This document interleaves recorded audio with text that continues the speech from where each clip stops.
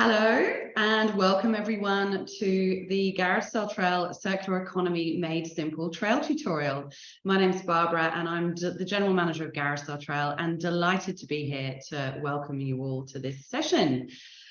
To start, I would like to, in the spirit of reconciliation, acknowledge the traditional custodians of country throughout Australia and their connection to land, sea and community. We pay our respects to their elders, past, present and emerging, and extend that respect to all Aboriginal and Torres Strait Islanders people today. So we're super excited today to have over 700 of you dialing in from all across Australia to witness an economist, thrifter, upcycler, renter and a repairer walk into a zoo. And we will shortly introduce you to them this evening. Before we do, we encourage you to ask questions as we go throughout tonight. You'll see a Q&A box at the bottom of your screen. No questions are dumb questions, so please jump on in there and pose any questions or comments you have as we go through the session today. For those of you that don't know us, today's event has been organised by Garage Cell Trail. We're a not-for-profit that's all about how the small actions we take as individuals can actually have a really big impact in the fight against climate change. And Garage Cell Trail started 12 years ago here in Sydney in one suburb, Bondi Beach. And it was all about encouraging people to come together, have some fun and stop good stuff going to landfill. The tagline back then was, "Don't dump it, sell it." Fast forward to now, and we're supported by over 100 councils around Australia, and we'll see in just a couple of weeks' time, over 300,000 Australians get involved to sell or shop at over 10,000 garage sales across Australia. And together, that community will save around about 1.5 to 2 million kilograms of stuff from going to landfill. The great news this year is you don't even need to sell or shop at a garage sale to be involved in what we do. Cue the trail tutorial series that you're joining us for this evening. This is the second of 3 sessions that we're running over this week. You'll also see Barry Dubois joining us on Saturday for a session on planet-friendly renovations. And the events really are all about introducing you to some of the really fantastically inspirational people we have the great pleasure of working with here at Garage Cell Trail. So we hope you find tonight really fun and that you leave a little bit inspired to see how the small actions that you take can actually have a really big impact on planet, community, and on your own well-being too. Before I hand over to Craig, I just want to say a few thank yous to the organisations around Australia that make what we do possible. Firstly, to the 100 councils and local governments, to our presenting partner PayPal, who are doing some super snazzy stuff this year, enabling people to buy and sell using QR codes on the Garage Cell Trail. Our fashion resale partner Poshmark, who are a great online marketplace. And last but not least, to the New South Wales Environment Protection Authority. So all that leaves is for me to hand you over to the bit you've all been waiting for. And it's a man that really doesn't need any introduction, but you will have seen him and know him from numerous ABC shows, including The Chaser, War on Waste, and currently broadcasting Win the Week. He is Australia's #1 waste warrior in our eyes. So without further ado, I'm really pleased to introduce you all to Craig REUCASSEL. Thanks very much, Barbara. I don't know about the #1 waste warrior. I think we're going to meet some other people today that will give me a run for my money. And this is the thing, is that even after doing the war on waste for years, there's still things that I'm learning, and it's we're all here together to learn from each other. It is great to see we've got a bit of a culture change going on as Australians realise that reducing their waste and reusing things and not buying new stuff all the time is good for the environment, but also good for saving money as well. So it's great to see that. We're going to talk about demystifying the circular economy. And we've got some inspirational waste warriors here tonight that we'll introduce in a second. Why is it important? Well, 45% of our emissions come from how we make stuff, consume and dispose of stuff. And, reducing how much we consume and how quickly we dispose of it is a huge problem that we're facing in the world today. It's about repairing, sharing, upcycling, or passing it on to someone else by having a garage sale. And we're joined by renowned economist, author, and executive director of the Australian Institute, Richard Denniss, sustainable fashion educator, speaker, writer, eco-stylist, and clothes swap host NINA GBOR, fashion designer Rebecca RICKARD, who founded Deadly Denim, a sustainable fashion entrepreneur and founder of Australia's first zero waste fashion boutique, KATE SYMES, and repair advocate RENEE WILLIAMS. So we're going to chat to each person for a little while first, and then kind of have a bit of a chat at the end. So chuck your questions into the Q&A box there so that we can get to them, particularly when we get to the discussion at the end. Richard, let's kick off with you. Let's kind of get the background, the basics here. You are one of Australia's most prominent economists, and you've written many books. One of them is Curing Affluenza, which is about how to buy less stuff and save the world. Now, I've got to admit, I read this quite a few years ago, so time to remind me and everyone else what it was about. Tell us about Curing Affluenza, Richard. Oh, look, we hear so much about what's good for the economy and how, people going out and buying all these Christmas gifts, for people they don't like, buying them things they'll never use, knowing full well they'll get thrown out straight after Christmas. We hear all this stuff about how that's good for the economy. It creates jobs. And of course, this is complete nonsense. I mean, the idea that the more a society wastes, the wealthier it gets is a brand new idea. Like in the 7,000 years of recorded history and in the 200 years of economics, no one's ever actually tried to argue within the economics profession that buying things we don't need and then chucking them out and paying someone to bury them for us is a good way to become rich, to become happy, to create jobs, any of that. But this narrative has just sort of become all-consuming, pardon the pun, in our modern economy. So let's be clear, when we go and buy crap we don't want or need, what we do is we expand the size of the part of the economy that makes that useless crap, right? So it's very good for the people that sell it. Halloween's great for people that sell junk. It's great for people that sell chocolate. It's not good for the economy. What it means is we'll spend less on something else.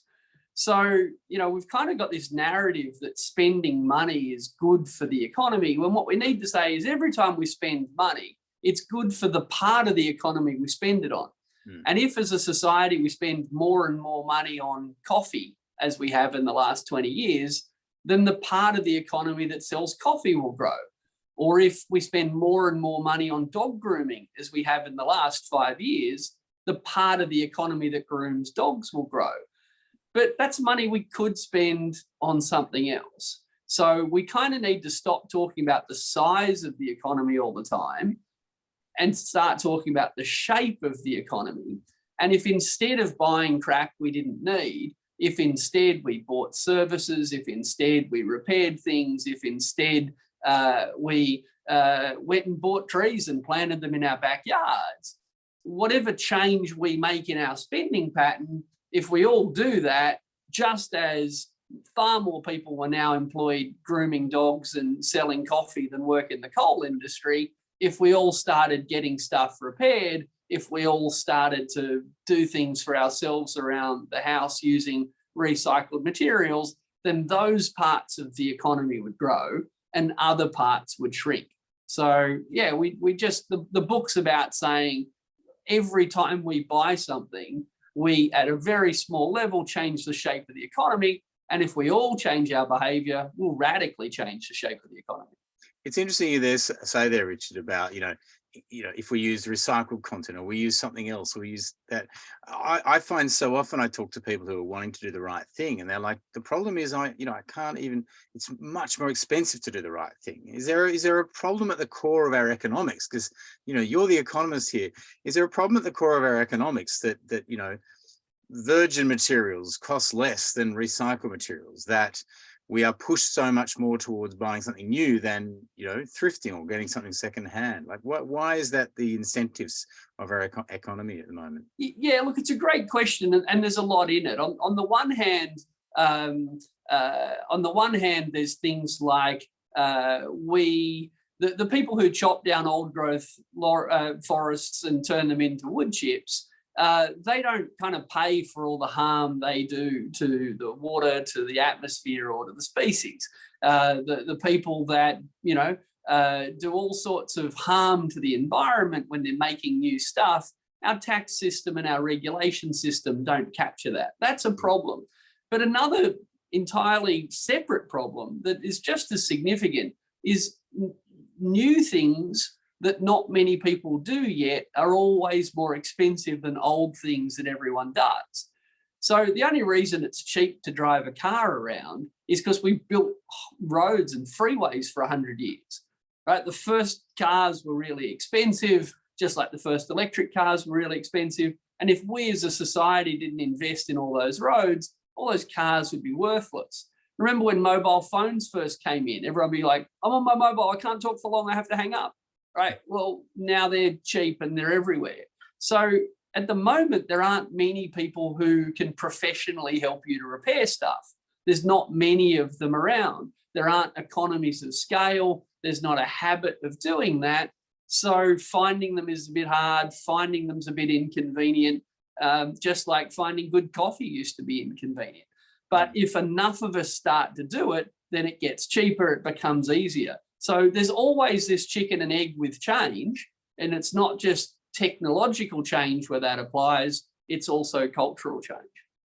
Well, we're going to be talking about repair a bit later in this call as well. Now, you distinguish between consumerism and materialism, and you're actually pro-materialism, which I think people would be initially shocked at that, but explain the difference between the two and why you think it's important to do that. Oh yeah, for me they're entirely separate things, but I used to think they were the same thing, and it was the difference between consumerism and materialism. It was that epiphany that made me write Curing Affluenza. So for me, consumerism is the love of consuming, the love of going shopping, the love of getting something new, the love of someone giving you new stuff, the thrill of taking it home and unwrapping it, all that stuff, the actual getting, the buying and the getting. For me, getting hooked on buying stuff is consumerism.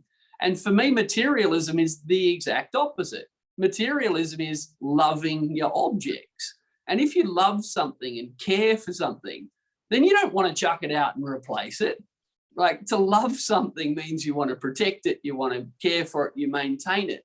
And for me, what we as a society need to do is become far more materialistic.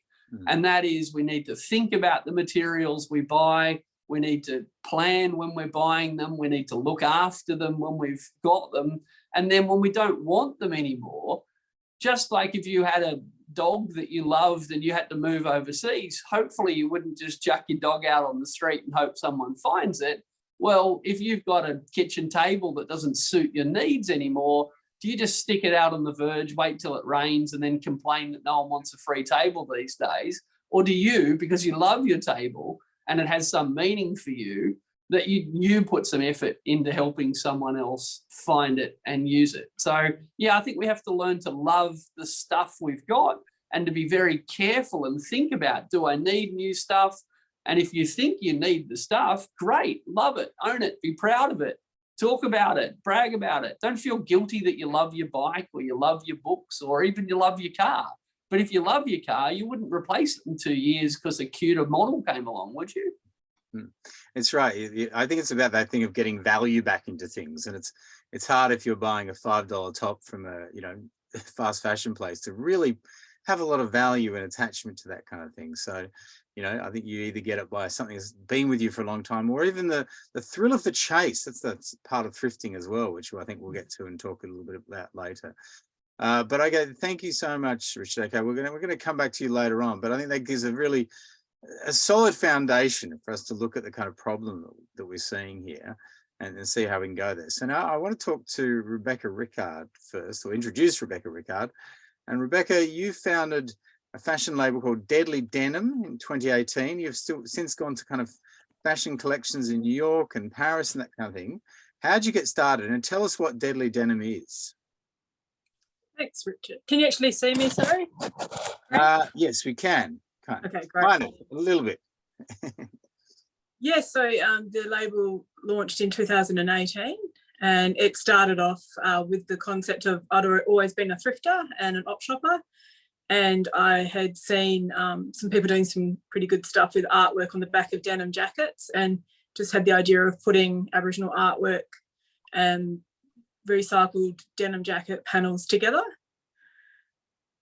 It's great. And I guess that's, again, you've taken something that's, you know, in a thrift shop that doesn't necessarily have value, and you've given it this huge value. You've kind of put these artworks on it.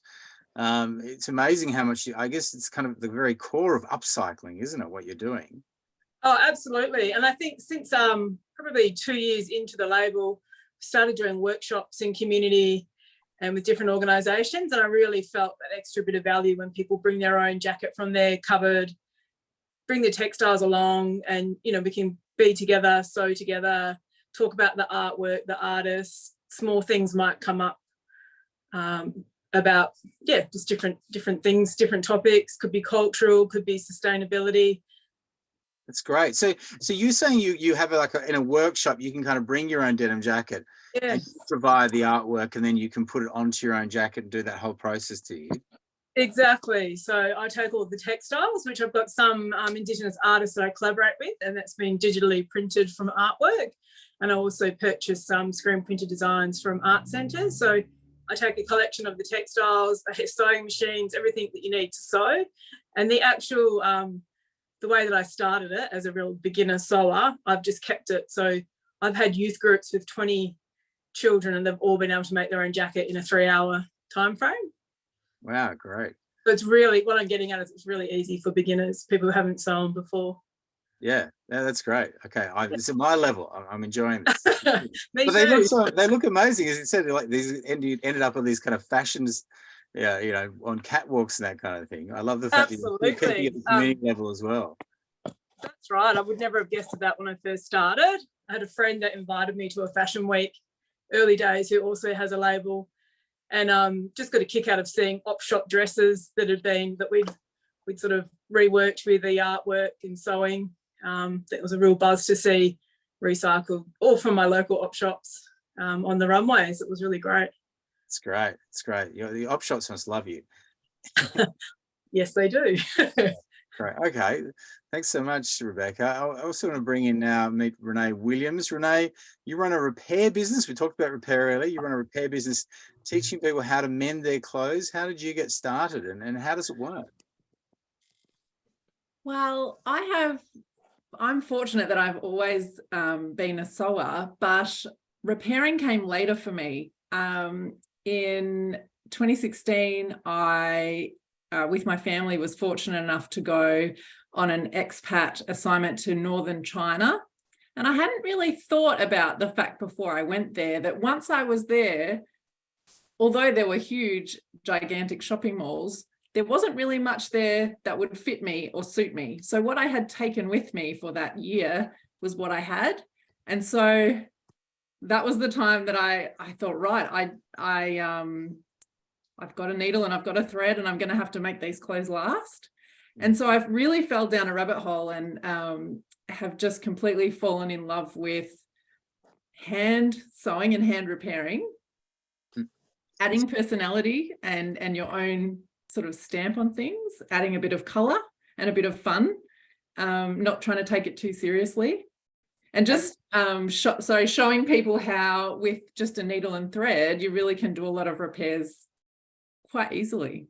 It's great. And so you now teach other people to do that. So how do you do you run the workshops? Like, how does it work? Yeah, so I started off in person and of course moved to Zoom quite quickly, as everybody had to do during COVID times. And that actually had its benefits because it allowed people, in all different countries to join. And social media has a huge part to play, I suppose, in getting your message out there. But I just like to get people to have a go on a scrap of fabric where the stakes are really low. You can have a go. It doesn't matter if you muck it up because you're not trying to start repairing on your most precious garment that you want to fix. And that gives you the space to just trial and error, and it's a lot about muscle memory. Everybody's a bit slow and clunky when they start, but it's amazing how you can get much more comfortable quite quickly. Yeah, that's great. That's great. And have you found a lot more interest recently of people getting into repair? I mean, a friend of mine was telling me the other day that his son's been going to a repairing class, and I've heard all these little stories kind of popping up recently. Have you found that more people have been interested in repairing? Yeah, I have found, which has been really interesting, is that a lot of people that are coming along are people that are on a sustainability journey. They might already have, they're trying to reduce their plastic, and they're trying to grow some veggies and compost. And now they're thinking, okay, what can I do next? I could learn how to repair my clothes, and then sort of reduce the amount of clothes that are coming in, and make my clothes last longer. Yeah, so that's been interesting. That's great. That's great. It's interesting. I was at a charity shop today, and they were talking about the fact that when they get clothes in there that need repair, they basically have to throw them out there. They don't have the ability to repair that. And if we can actually repair things at home, it prevents it being waste. I mean, even at a charity shop, things that aren't repaired are seen as being a bit wasteful. So it is unfortunate, that they can't. So even if you can sew a button on before you donate something, you'll really have a big impact, because then it can then be passed on instead of ending up in landfill. And is there things though that you find you can't repair? Like, I know people talk about certain types of clothing is so kind of poorly made that there's no purpose in actually repairing it. Like, is you kind of limited in what you find you can repair? It definitely changes my purchasing decisions, because I do think, when I'm buying something, is this something I want to repair? If it's a really sort of terrible quality, lightweight, $3 t-shirt that is not going to last long, I don't want to spend the time to repair this when it falls apart, which won't be very far down the track. So I'm not going to buy it in the first place. I don't want to get myself in that situation. Yeah. Or I try to avoid it. It's part of my decision-making process now when I'm buying something. Yeah. Would I repair this if it broke? Yeah. It's actually that's a great question to ask yourself when you're buying something. I just want to quickly bring Richard in on this, because we're going to blame him for all the economics of this. No, but with repair, one of the big problems in Australia, Richard, is that, labor costs are so incredibly high, and yet you can replace things so incredibly cheaply. So, we often complain about the fact that if I go, well, if my printer breaks, it is cheaper for me to buy a new one than it is to get it repaired, that kind of thing. And similarly with all clothes and this kind of stuff. Is there a way, have you seen examples in other countries where this has been overcome, this kind of problem, and actually repair has been, encouraged? Yeah, absolutely. And let's be clear, Australia's 20 years behind countries that are serious about tackling climate change. We're 20 years behind countries that are serious about tackling waste. So just as government regulations and pricing, for example, for waste disposal have radically changed the amount of packaging there is in some European department stores, for example, what's called the right to repair movement has had a lot more impact in a bunch of European countries and some American states than it has in Australia. So, for example, should your mobile phone, should anyone be able to repair it, or should it only be able to be repaired with specific components that the person that made your phone produces, and in turn the person that makes your phone sets the price for? So there are pushes, for example, in Europe to have basically everyone's going to have to use the same phone charging socket so that we don't all have to keep changing our sockets. Well, the same is true for other components. Intellectual property laws, patents, trademarks, these sort of things have been used not just to help sell a particular product, but to make it impossible or very expensive or potentially illegal for other people to make component parts that could be used as spares. So we've seen this, for example, once upon a time, car companies used to say, if you don't pay a lot of money to get your car serviced by us, then your warranty is void. Well, we changed the law to fix that. There's a whole bunch of laws we need to look at. Another one, and the Productivity Commission, who often right, errant nonsense about the environment, have actually been quite good on right to repair. We could, for example, remove the goods and services tax from the service of repair if we wanted to make it a bit cheaper. So yeah, short answer is if we cared, and I don't see any evidence of that, but if we cared, if our governments cared, if we really wanted to do things to encourage this, we could provide local government premises, for example, to repairers to drop their rent. We could remove the GST to lower the price. There's lots of things we could do, but to be clear, it'll be fought tooth and nail by the people who profit from selling us crap. Exactly. Yes, I think it's in Sweden. They give you there's a tax deduction. I think for sometimes for you repair. Imagine your tax would be great, Renee. All the repairing. I'm going to bring in Nina GBOR now. Nina, you've been a thrifter for many years, and that's been woven into your life, living across the world from US to Africa to the UK and now Australia. You've made a passion for pre-loved in your career as an eco-stylist, an educator, a speaker, and a writer. How and why did you start thrifting? Well, I've kind of been thrifting pretty much my whole life. Whether it was from wearing hand-me-downs from older siblings because I was the youngest, through to my mom buying us secondhand clothes since we were babies. It's just something I pretty much grew up with, right? But on a career side, when it started from a love for vintage fashion. So when I was like 2, 3, 4, 5 years old, my mom and my brothers and I, we used to watch classic movies from the 40s, 50s, and 60s. So I saw all of these, incredible style icons like Audrey Hepburn, Grace Kelly, and I just kind of thought that's what you grew up to look like. You grew up to look like. I thought everybody did, right? Little did I know that wasn't the case. But anyway, when I was a teenager, this was in the States where I grew up, but when I was a teenager, my family, we moved back to Nigeria. And I don't know if a lot of people know this, but a lot of clothes that do not sell in op shops, Craig, you talked about, they throw it away. They also send the stuff that they can't sell to countries in the global South. So that's poor countries in Africa, Asia, and Latin America, right? So in Nigeria, I saw a lot of vintage dresses. Now, this was before vintage was trending. So nobody was buying it over here, and I just got all of it, right? And this was the stuff I was seeing in the classic films that I grew up watching. So I was mixing vintage with the modern trendy stuff and creating my own personal style, my own look, my own vibe.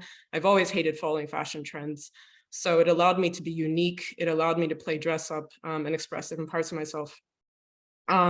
So in terms of the why I made this into a career, as much as I loved that at the time, I noticed a few things. One was that it was all these cheap imported secondhand clothes that were being brought in by, from Australia, US, UK, Canada, and a few European countries. They were affecting the local economy. They were causing a lot of fashion businesses to close down. People used to make their own clothes. So people were buying this cheap secondhand stuff or no longer going to the local tailoring shops. And I was seeing these small fashion houses and these local tailor shops closing down, right? Also, at that time, they weren't really doing landfills. So what would happen is people would dump their trash in fields close to the residential areas. So, you'd have household trash mixed with like all of the secondhand fashion, and just ending up becoming mountains of trash, and it reeked. It smelled horrible, right? And then whenever it would rain, the rainwater would wash through these mountains of trash and into the local lakes and rivers where sometimes people use for household things. And I remember thinking to myself, this is a problem because of all the toxic chemicals and everything that would have been in it. But I felt like I didn't have a voice. I didn't have anyone I could talk to about it that actually cared. So, fast forward 2 years later, I've always continued, vintage shopping and op shopping, when I moved to the UK to study, live, and work, and now here in Australia. But it's become amazing that now this has become a global movement. And so, this is why I have a career in sustainable fashion, educating people about the impact of our overconsumption on people in the global South, on people here in Australia, and also on the environment, right? So to put it into perspective, fashion impacts climate change by is responsible for about 8 to 10% of emissions that cause climate change. And overconsumption has really gone into overdrive, right? Because we're producing about 100 to 150 billion garments a year. And this is when there's only like 8 billion of us on the planet. So like how many wardrobe changes do we each have to do on the planet to consume all of those clothes, right? It's ridiculous. So it's not surprising that 84% of it ends up in landfill. You know, some of it just goes from retail straight to landfill. It cuts out the consumer. And it's reached a point where, like, you know, Greenpeace said that the average person buys about 60% more clothing and keeps them for half as long as we did 15 years ago. Right. So it's just absolutely insane. And the average person only uses 40% of their wardrobe, which I know for a fact by just observing a lot of my friends. And I'll admit myself as well, because I have a massive wardrobe. And, you know, only 15% of the stuff that goes to the op shops are actually resold within Australia. So this is just absolutely critically insane. And what's really sad, you know, I talked about how it impacts the environment in countries in the global south, is that, you know, the emissions that cause climate breakdown, for example, this is in general, not just in fashion, obviously, you know, the global north is responsible for 92% of that, of the emissions. And while the global south is only responsible for 8%. But, you know, obviously people in the global south bear the biggest brunt of climate change, you know, and you know, they have the highest amount of climate deaths, as well as, you know, spending sometimes up to $500 billion on climate related disasters per year. So for me, in terms of like my why, it's about contributing to finding solutions that are holistic, that address the issues, you know, from consumer to, you know, sourcing materials to make garments, manufacturing, consuming materials, and, you know, as I mentioned, all the way through to disposal, right? Because, you know, I hope to be able to contribute to reaching as many people as possible in the mainstream, because I feel like that's the only way, you know, we can educate people wide scale en masse that's really going to make a difference. Yeah, totally. And it's interesting to talk about seeing that impact in Nigeria. And I think sometimes people that, you know, buy a lot of clothes, in new clothes, they see dropping it off at the charity store as being the kind of guilt-free way, and that the problem is solved there. And it really isn't. I mean, an enormous amount of stuff that goes there. Some goes to landfill, as you say, some gets shipped overseas. There's a great foreign correspondent story where Linton Bess is in Africa, seeing, and you see people opening up parcels from Australia and basically throwing half of it out because it's actually rubbish. And so I think that message of do not take it to the op shop unless you would give it to a friend or a family member is a really important one. And absolutely. I mean, as a matter of fact, like the stuff, like the bales that get sent to these countries, in a bale you have an average of about, let's say 200 clothes.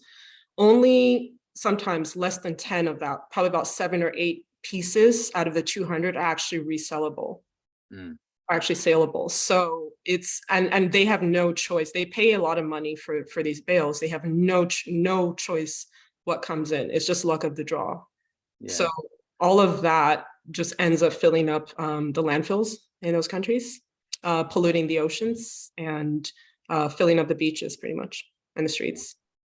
Has a massive impact. It's terrible. Thank you. And now, our final guest to introduce, Emily KATE SYMES. Emily, you run a successful sustainable fashion boutique in Sydney, as well as podcasts and Instagram TV series. Your journey also started very young, though, didn't it? Yeah, it actually first started when I was about 4 years old with my mum. It was the most affordable way we could shop. I lost my dad quite young, and so we needed to find a way to have affordable fashion. And so op shopping has always been a love of mine. And yeah, I actually really grew to love it. It was a way we would bond. And so basically I grew up with this love of fashion. I ended up going to Asia, and like Nina, I saw the direct amount of waste, how much that impacted communities over there. So I was in the Philippines, and they had these ukay shops, which means dig in Tagalog. And I would go to these stores and find a lot of Australian fashion. Then sparked the curiosity of, okay, where did this clothes come from? I recognized that Sassenby dress that was from 5 years ago. And so I started asking questions, and I realized, oh, they're actually buying our fashion waste, and us here in Australia as consumers are directly impacting the rest of the world with our buying habits. And that was one of the main reasons I started EcoLove. I really wanted to engage with the community, educate them on being more circular. So we definitely do the rental, but we also have pre-love for sale. We do workshops as well. So we do ones with speakers, eco-stylists, repairers, and it sparks all ages. So we're really seeing people as young as 14 up into 70 years old really starting to embrace the circular economy. So yeah, it's really good to see. And part of that, your approach is that you do rent out. So you rent out often quite, like high-end kind of dresses or vintage dresses and that are worth quite a bit, and you try and get them to be used multiple times.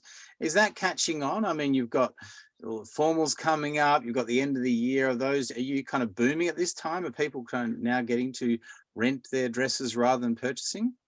Yeah, it's actually been really busy. It's taken a while to take off, really. So that when we first opened our boutique about over 4 years ago, as soon as people would see the sign dress hire, they'd walk past.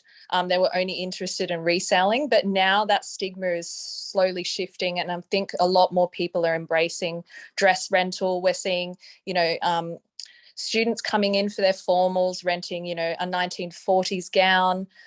They want to be different, individual. So what we're really trying to create is, like we've been discussing about value, what's the value in that item? And instead of buying that one dress that you're only going to wear once to an event, maybe just consider hiring it instead. And pieces that we do hire out, we get those quality pieces that are going to last 30 hires, and not just that fast fashion item that might fall apart after one wear or one hire. So we're really trying to educate on the value. And if something does need repairing, we'll do the repairing as well in store. I want to ask everyone that's kind of involved in thrifting and selling and these products and trying to get people to use it, because I was listening actually to Threads, the podcast by Veronica Milsom, and the bit I was finding fascinating was talking about the psychology of people desperately wanting to buy things. It gives you kind of a dopamine rush. It's like, oh, great, I've bought this, I've clicked it, I've done it, that kind of thing. How do you think we replace that dopamine rush for buying something new with buying something old, or and heaven forbid, this is actually a really tough story. Can you get a dopamine rush by not buying something? Like, how do we get that there? How do we convince people that it's, to get over that psychological thrill that people get from purchasing things? Yeah, I'll start with you, Emily. How do we do this? Well, I always say have fun with it. So when we do zero waste workshops with council, we explain to young women that, only 33% of them use what's actually in their wardrobes. They consume about 27 kilos of fat, 23 kilos of that amount. So we get them to say, okay, what's actually in my wardrobe before buying something? Is it something I can change up? Is it something I can upcycle? Is it something that needed repairing and that's why I didn't wear it in the first place?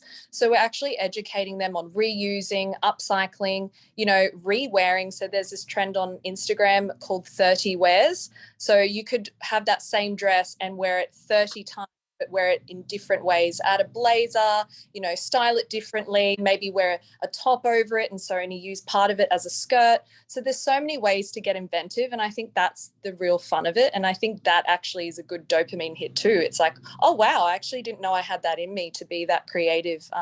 So yeah, we just get to have fun with it. Do you think you get the feedback? You talk about Instagram and you do Instagram stuff. Do you think people get the feedback for the 30 wears, or for saying I'm wearing this a few times? Because I remember in Warren Waste, we chatted to some young girls who said, well, once I put it on social media, I don't want to be seen again in that. Like, how do we get it so people are thrilled to see the same thing over and over on social media? How do we do this, Nina? How do we kind of get people to be thrilled by seeing the same thing, by seeing changes to how you've worn it? Yeah, I think it all comes down to validation, which is why one of the reasons why we shop so much, especially I'm saying that as a girl, as a woman, validation, social media validation. There's this myth on social media driven by fast fashion companies that you shouldn't be seen wearing the same thing twice on the socials. So I think, again, using the same weapon that these fast fashion companies use, which is social media, Emily talked about the hashtag 30 wears. There's also something called a style challenge that people do on Insta and TikTok. So that, again, that's like wearing one garment in 5 to 10 different ways, you know, and it's just kind of reversing that manipulation by these corporations, right? And doing it in a way that encourages people to be more sustainable, actually making it look really cool. And then, you know, when you use the hashtag, you know, everyone likes it and comments. So you get that dopamine hit, you get that validation from everyone saying how much they love how you've recreated the outfit or how, you know, differently you've styled that particular dress. You know, one of the things, and I think it's growing, people are beginning to get more excited by acquiring something secondhand. They're getting that dopamine hit because it's new to them, right? Even though it's not brand new with tags, but it's new to them. One of the things I've been doing is clothes swaps as well, because there's a lot of things people don't donate to op shops because they feel it's too precious. But when they take it to a clothes swap and you actually see another person love it, you know, it could be something that your grandmother gave to you, right? And see another person appreciating it and loving it, and you know that they're going to love it and take care of it. They're not just going to throw it in the trash, you know. There's a certain satisfaction that comes from that as well. And Renee and Rebecca, and I'm going to come to you, Richard, because I'm going to ask you the harder part of this question in a second. But Renee and Rebecca, do you see the people you're working with get that kind of thrill from actually being involved in making the, you know, either repairing something they've got, or in your case, Rebecca, creating this new piece of clothing, really, by combining something old and some art? Yeah, absolutely. I think definitely having a hands-on experience, you can definitely see people probably get that same buzz, that same kick that you're talking about from purchasing online. I think that they've actually created it themselves with their hands because it's so achievable. They feel like, you know, they've created a piece, but it's still only the garment that they had from their wardrobe. And we also offer online a service where they send their own jackets in the mail and then pay for me to customise with the artwork of their choice. So I think that still feels like a purchase, even though nothing. Still getting it back in the mail, exactly. They're still waiting at the door. That's great. Also, I just love like Patagonia, who had the repair vehicle that travelled around and repaired people's garments on I like that concept too, to be going around maybe with like an old hand cranked singer where you're not using power, and just go around and show people in a fun way, hands-on way. And I think you would get the same sort of buzz when you're redoing it with fabrics on top. And yeah.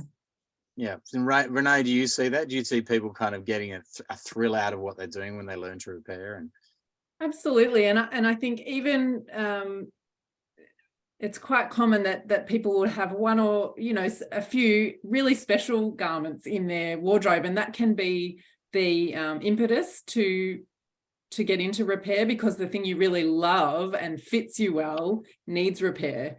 So you know, and once you see the value and you know, the joy of being able to wear your favorite thing again, possibly then you can think, oh, actually it wasn't that difficult to have it repaired or repair it myself. And so then can open doors to making that part of your life a bit more regularly. Yeah, definitely. Now, Richard, you're the economist here. The one thing I think our economy is incredibly bad at rewarding anyone for doing is for not buying something. Like, we're kind of encouraged to, well, let's buy the sustainable option, let's do this. But if, you know, even councils that are trying to do sustainability or other groups like that, it's always hard for them to go, just don't buy anything. So how do we encourage that, Richard? Okay, so there's a lot going on here. I mean, firstly, I don't accept the premise that shopping is fun. I personally hate it. Okay, no, and I'm with you, but I literally, there are a lot of people that do.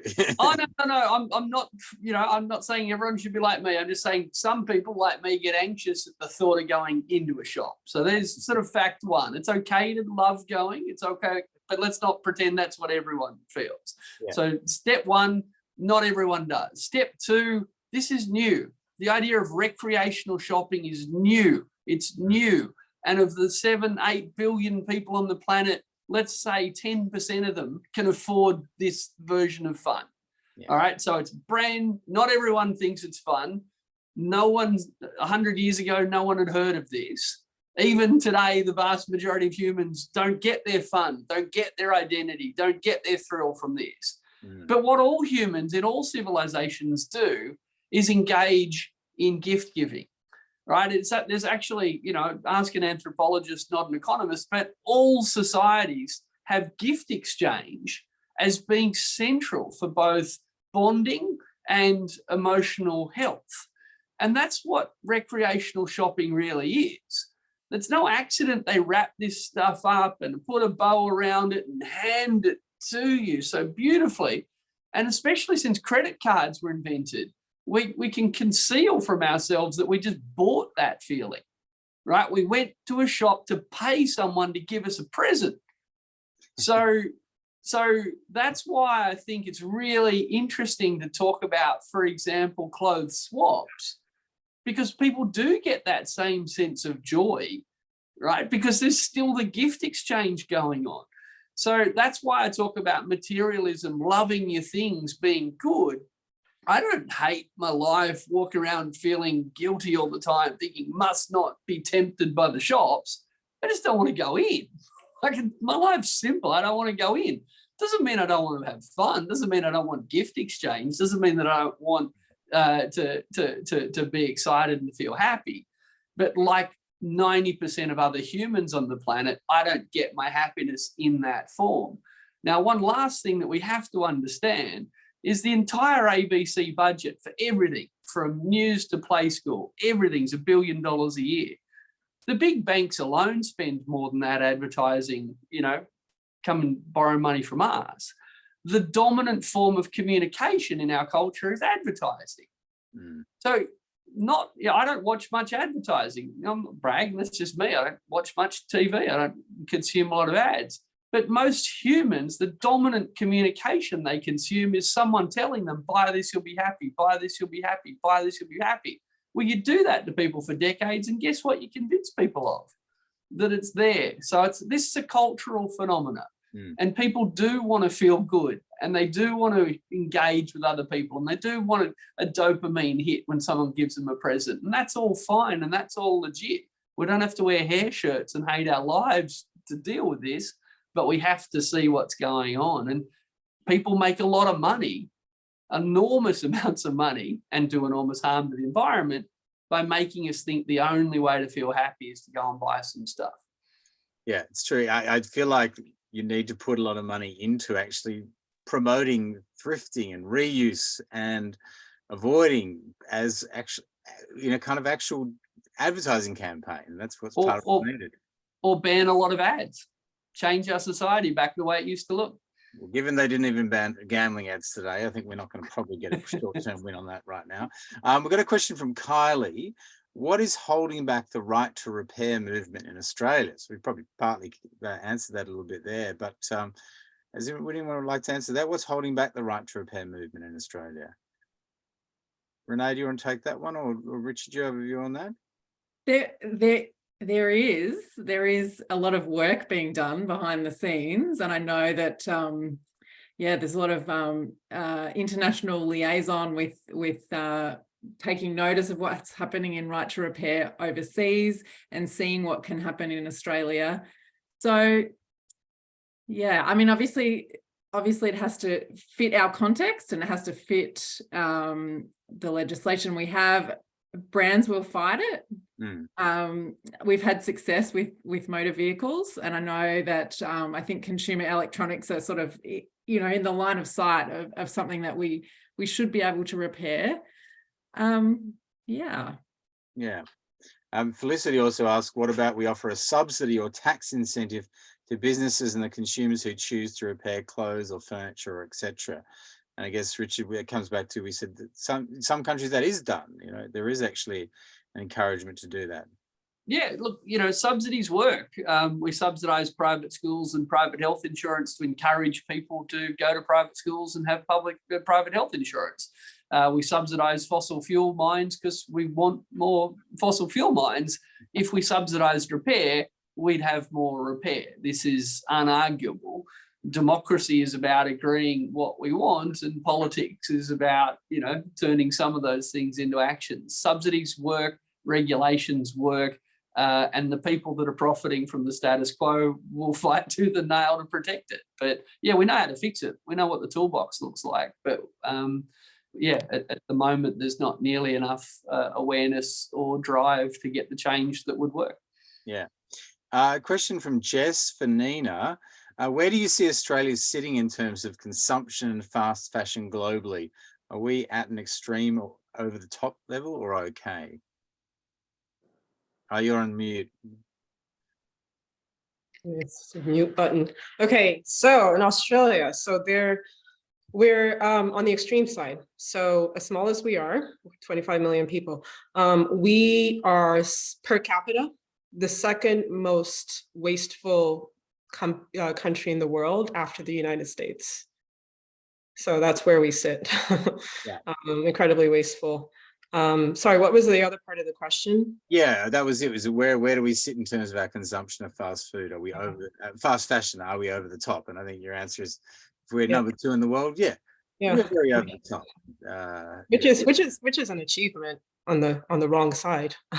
Well, the great thing is we beat America when it comes to our carbon emissions per person. So, you know, we can be worse. Is that with fast food as well? No, just kidding. This is it. I mean, we really do have to change it. I feel like governments are talking about circular economy a lot, but you know, we're not seeing them actually pushing forward. So we do need a bit more pressure from the community. Now, we're getting towards the end. I want to quickly ask everyone. I'll go around. What is your one key takeaway, your top tip from each of you for what you can do to reduce your waste footprint, to help the circular economy, to get a bit of a thrill or an upside from doing this kind of stuff? So we'll come to you first, Emily. So I'd say look at it in a holistic way. So not just with fashion, but in your lifestyle, you know, composting. Can I reduce my plastic waste? Instead of, you know, getting the newest TV, can I get it repaired? Especially, you know, wanting that dopamine hit to attend events and always have to have something new with Instagram, maybe rent an outfit. You can keep up with trends. And instead of having to buy new stuff all the time, you can maybe rent something. So yeah, really having a look at what fits in with your lifestyle, because it can get overwhelming. So just do what's sustainable for you at the time and what you can do. And each small step is going to help with the overall goal of achieving, like, engaging the circular economy. Thank you. Rebecca, what's your one tip? Yeah, I think Rebecca's saving energy by having her camera turned off. So. I think that we've covered a lot of it, what we've all talked about today, as far as swapping, recycling, looking at the circular way, like from the fabrics that garments made with, how it will decompose, like beginning to end. But I think from an advice to people, just to start off, if you've never op shopped or recycled clothing, just give it a go. I know that I've definitely found that, because I've always been an op shopper, so I'm always surprised when people haven't bought secondhand, or we rarely buy new because we've always had no money. But the more I learn about the environment and the impact, the more I stop wanting consuming it all, or actually selling a product, to be honest, the further the learning goes, which is constant. But I would say, yeah, like I've come across people, because they love the artwork, they're willing to buy a jacket, but they've never bought a recycled piece of clothing before, ever. So I think that's something I forget too. Some people just have never thought about that, had that in their mind to buy something that's not new. So maybe just Rebecca, you've tricked them into it. You've used artwork to trick them into it. I love it. Yeah. Like kids with vegetables. That's great. Okay, Renee, what's your tip? What do you want to see people doing? I think next time, if you have something that needs a repair, just have a think about whether you can find somebody locally who can do it for you, or whether you could take a class and learn some skills yourself. And I think you'll be pleasantly surprised that it's not as difficult as you might think. And you don't need to invest in sewing machines or expensive equipment in most cases. That's good. So you can do it with it. Yeah, I must admit, I can do it with a needle and thread. I can do it with that. Once you get to sewing machines, it's just like, I know something's going to be cut off. It's just a needle and thread and a pair of scissors, and you can do heaps of repairs. That is great. And you said you do online lessons, so you teach people online as well. Yeah, Zoom's amazing for that, actually. Yeah, it's good. Great. Well, there you go. You look up Renee. Nina, what's your tip? What do you want to get people to do? I think, yeah, all the stuff we mentioned, reusing, restyling, recycling, repairing is very important. But I think fundamentally we have to get off the fashion treadmill, which is a phrase I use to explain that we have to really completely shift our relationship with clothing. So, we've been advertised to since before we were born, by the way. So I've seen TV commercials from like the 40s where they're saying every lady wants this particular hat. So we've been manipulated even since before we were born, our whole lives about following fashion trends, right? And the fast fashion has taken that and ran with it. So we have ultra fast fashion now, which is why we're producing 150 billion garments. So we each have to do the work of completely changing our relationship with clothing. Clothing is not your friend. Clothing is not something to make you feel better when you feel bad. It's not something to give you validation. It's just clothing, right, to cover your body. So I think we have to completely let go of everything that the beauty and fashion industries have taught us about fashion and really make it practical. Think about what looks good on me, what makes me feel good, what fits my body shape, my body type, what color suits my color palettes, and buy clothes, obviously, that are quality, that speak to that, and then stick to that. Right, because if you have a green dress or shirt, green shirt, and it looks amazing on you, and it makes you feel good every time you go out, everyone's like, that color looks amazing on you. You look fantastic in that green shirt. You're not going to throw it away and buy something new. And if it rips, you're more likely to repair it because it's so special for whatever reason. So I think that relationship with clothing, that overconsumption we each have to do the work of shifting that. And really go within and think about clothes that you like, that work for you, and stick to that for the rest of your life. And Richard, now you spoke about getting off the fashion treadmill. Richard is a man who's not only got off the fashion treadmill, he doesn't even have a fashion treadmill sitting out in the garage promising he's going to use it. He hasn't even ordered the fashion treadmill. So Richard, what's your tip? Love your stuff, whatever it is, whether it's your clothes, whether it's your shoes, whether it's your bike, whether it's love it. And just don't just think, if I move house, could I be bothered taking this with me? Or is this just going to gather dust? Why do you want it? And if you really want it, love it. Don't be ashamed of it. Embrace your love of your stuff, including when you don't need it anymore. Keep caring for it when you don't need it anymore.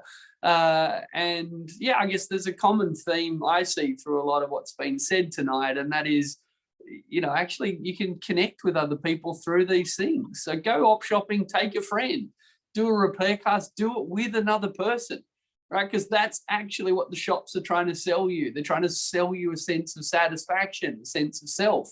Well, your friends can give you that, even if you don't buy some new stuff. And if you really feel like spending some money, spend it on a service, spend it learning to do something, spend it on beautiful art, spend it on something that actually creates something lasting, not just some stuff that you'll chuck out soon. Thank you very much. Or take a friend to a garage sale, actually. So we're going to go back to Barbara. Absolutely. There's a few coming up. So I'll throw it back to you, Barbara. Thank you so much to all of our guests today. It was lovely to chat to you all. Emily KATE SYMES, Rebecca RICKARD, NINA GBOR, Renee Williams, and Richard Dennis. Thank you very much. Hopefully people have learned a bit more and been inspired by that. I know there's some messages here. People have been inspired by your dress, Nina. So Thanks so much, Craig. That was really fantastic. And as Craig said, there's been some great comments coming in from all of you, which just attest to the really fabulously inspiring and thought-provoking comments that all our amazing panelists had. I think with a special thank you must go to Nina GBOR, and maybe Nina could stand up and show her outfit because we've had some requests to see it. Nina actually helped us to curate the trail tutorials this year. So a big part of why you're getting to hear from such fantastically inspiring people today is thanks to Nina. Do you mind doing a quick twirl to close us You know off? what? I almost wore sweatpants. I'm so Well, it's just as well it didn't. Incredible. There you go. And where's your outfit from, Nina? Oh, op shop, salvos, salvos and salvos. Like 7 years ago, this skirt, this top is like a month ago. Yeah. Fantastic. Richard, can you just stand up so I can see the rest of your outfit? All right. Can you see it now? Stop this. He disappears. There she goes. She's the queen of the petticoat and the sticking out skirt. You look beautiful, Nina. Thank you. 50s inspired. So yes, a huge thank you to Nina and to all our panelists, and of course to the fantastic CRAIG REUCASSEL for being involved. We will be sharing a recording with you, so that will come out into your inboxes in about an hour's time. So keep your eyes trained on that so that you can watch back. You'll also in that email get details of all of our fantastic panelists so that you can follow them on social media and continue to be inspired by the really fantastic work each of them is doing in the circular economy space. And as Craig mentioned, there is a lot of garage sales coming up. So if you've been inspired to either extend the life of your stuff by selling it at a garage sale, or you want to get out and shop secondhand, 12th, 13th, 19th, 20th of November, there'll be over 11,000 garage sales happening all across Australia, and we'd love you to get involved. That's at garagesaletrail.com.au. And then lastly, we love your feedback. So please do, you can hold up your phone, take the QR code. It'll take you 2 seconds to do, or maybe 2 minutes to do the survey, so we can feedback to our presenters about what a fantastic job they've done today, inspiring us all. Don't worry if you can't use the QR code. We'll also send that off to you in our email too. So thanks again, everyone, for tuning in. It was fantastic to have so many of you along. Please do keep in touch. Thank you all. Have a good evening, everyone. Bye. Thanks, everyone. Bye. Bye. Bye.